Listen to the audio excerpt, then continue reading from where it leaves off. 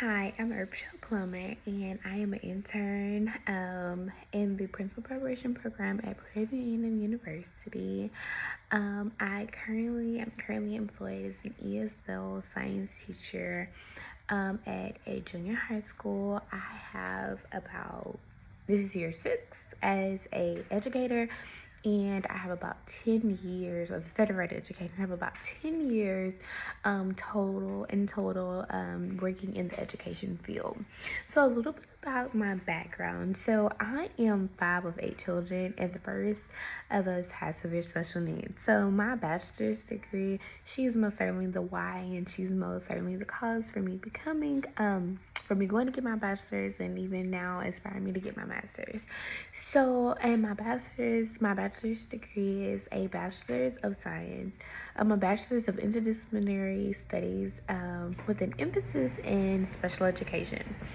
So I have worked in various roles, and the majority of my background is built in elementary, where I developed a strong foundation in literacy instruction, differentiated learning, building inclusive environments. I have served in special education roles and settings. So, my first year, I worked in the co-teach model. So that looked like tag team teaching with a general education teacher, and I worked primarily. Most of my career has been in science and in mathematics.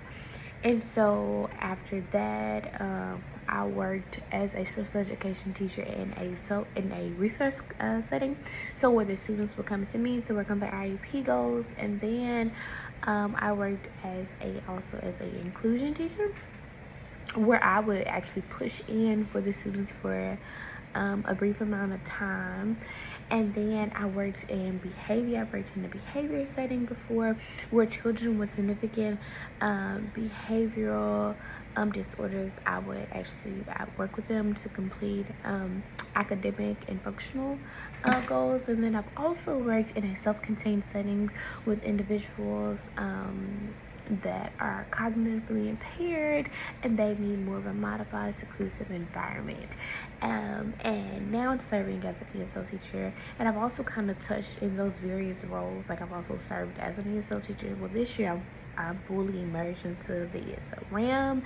And throughout my career, one thing that I can just truly pride myself on is saying that I prioritize equitable access to instruction. So, working with my emerging bilingual students has strengthened my understanding of language acquisition, scaffolding strategies, and culturally responsive teaching practices. So, one thing that I've gotten the experience of is I've truly had a student that's come to America and that has really limited exposure to the American culture, the English language, and so she is truly a emerging bilingual student. Now I have some others that come, and of course they've had some exposure, they had some family, and so it's much easier. But I've actually had a student that truly is a bilingual learner, and she's teaching me along the way. And so supporting these students in this diverse academic, behavioral, and language needs have truly set me on the path toward leadership. And so throughout my career, in addition to classroom instruction, I've also participated in a plethora of professional learning communities, data meetings, collaborative planning sessions, and I have worked alongside instructional coaches and campus leaders to analyze student performance data and adjust instructional strategies accordingly. So one thing that I haven't mentioned is that during my time as a student teacher, I actually received at Texas A&M one of the highest awards that you can get as a student, which is the Charles Busk Aspiring Teachers Scholarship or recipient. And so actually I was awarded that, and I still have access to those educators and the things that they do and the great work that Raise Your Hand Texas is performing across Texas and believing in our public school systems. And so while I'm in my leadership program at Prairie View, I've had the opportunity to share research, and it was an amazing experience. I got to present in front of committees and just talk about the research I've done here. And then I've also engaged in walkthrough observations, reflective journaling.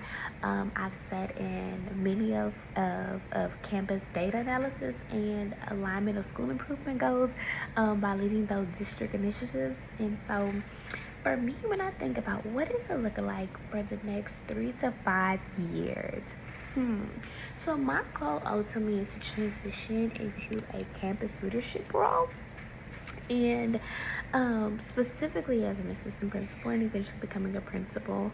And I would also, I'm looking into potentially even becoming pursuing a doctor of education degree, and it would actually be specialized in leadership, um, and to further contribute to my leadership development and my educational transformation.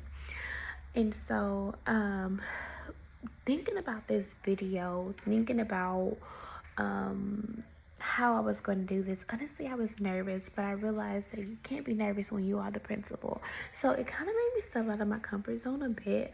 But with all the training I've had, with all the experience I've had, it just helped me to greater appreciate just organizing, because right now, before I even had the meeting, I just had to organize things. Like, I had to make sure I had the room pretty and present. I did have refreshments for my for the people that were participating, and honestly, it was amazing. And so just going through this, it just truly show how like I'm continuing to grow, and how I'm emerging as a instructional leader, and it sets the foundation also for the needs assessment, because like I said, before I could even perform the video, I was having to do the groundwork, and doing the groundwork was truly amazing to me.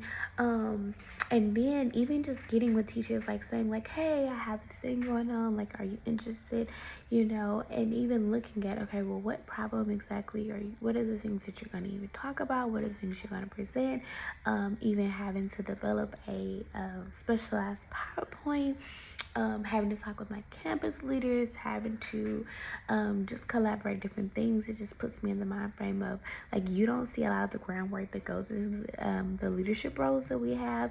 And so this gave me the pre-front for that. And so I'm extremely grateful, and it helps me to know that I am on the right track to obtaining my degree in leadership, and even further than it, getting a doctorate of leadership, and helping to set up, actually for this video. And I'm honestly, truly very excited to see how this is going to go. And I can't wait to come back and share my experiences and things that I have learned. So thank you.